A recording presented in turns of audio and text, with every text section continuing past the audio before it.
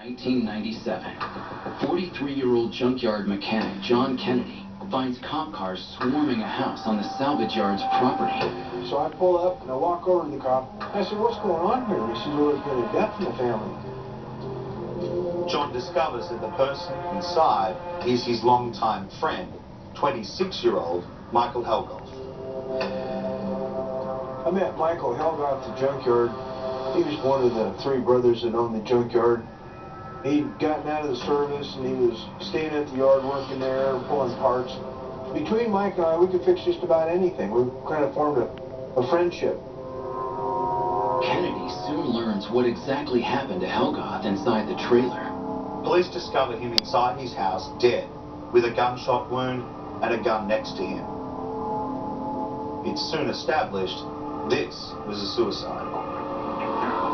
It just really hit me then. I was just almost in a state of shock because I thought, wow, this is strange. In my wildest dreams at that moment, I never thought he was even capable of something like that. Soon after, news reports on the Ramsey case catch Kennedy's eye. It was a week or so after Mike died, and they started putting that out. There was a ransom note asking for $118,000. That's where I made the connection to Mike. I just remember I had a conversation in November of '96. Michael Helgoth, he's all happy, and I said, "What's up, Mike?" He says, "Well, me and the partner are going to make this killer deal right at Christmas, and we're going to make $50,000 or $60,000. And then he says, and we'll be able to finish all our car projects." And I just kind of thought, well, this sounds like something I don't want to hear.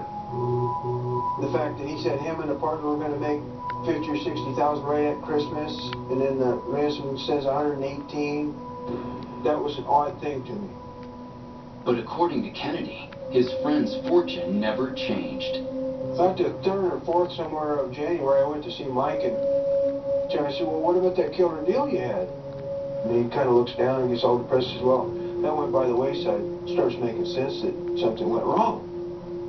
Adding fuel to the suspicion, Helgoth had a sordid past. He had a repeated pattern of behavior of assaulting and torturing animals. Mike used to shoot the cats with a .22 Beretta on the run, and then I saw the aftermath of one where he was throwing cats on the ground, kittens basically, and killing them. Then he would just take and wrench their neck and break their neck. Mike does have a record of sexual assault on a child. Girlfriend of Mike's, she caught him naked underneath the sheets, and her daughter was on top, and he told her that he couldn't trust himself with her. Then, Kennedy recalls the most disturbing anecdote of all. September somewhere, we're walking at the end of the day. He just pops up and says, out of the blue, he says, "I wonder what it'd be like to crack a human skull." Mike told me that he wanted to crack a human skull. She had a crack in her skull. With all the pieces adding up, Kennedy decides to act on his dark suspicion. I called the sheriff's department. I thought that they needed to know a few things. I told him, I said, "I have some information about Mike." The police said, "This isn't our guy. This isn't our man. We're looking for one sick, twisted individual." So I looked at her, and my reply was, he was sick, he was twisted, he was an individual. Police initially weren't interested in Helgoth as a suspect, but Lou Smith was. And as Lou poured through the evidence, he became intrigued.